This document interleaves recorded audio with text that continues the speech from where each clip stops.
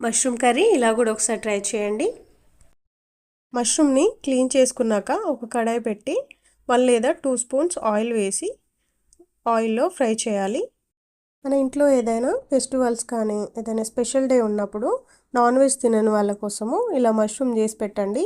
చాలా హ్యాపీగా తింటారు, చాలా టేస్టీగా కూడా ఉంటుంది. ఈ మష్రూమ్ ముక్కలు నూనెలో ఫ్రై అవుతున్నప్పుడు కొంచెం సాల్ట్ వేయాలి.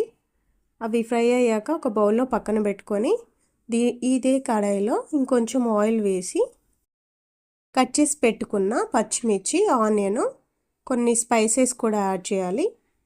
నేను సోక్ చేసిన బఠానీలు కూడా యాడ్ చేశాను. తర్వాత దీంట్లో గ్రేవీ కోసము 2 టమాటాలు, కొత్తిమీర, పుదీనా, జింజర్, గార్లిక్, ఇలాచీ, లవంగా, దాల్చిన చెక్క, జీడిపప్పు అన్నీ వేసి టమాటో ప్యూరీ చేసుకోవాలి.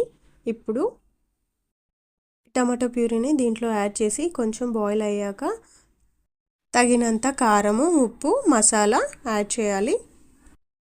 ఫ్రై చేసి పక్కనే పెట్టుకున్న ఈ మష్రూమ్ ముక్కల్ని కూడా యాడ్ చేసి 10 to 15 మినిట్స్ అట్లా బాయిల్ చేయాలి.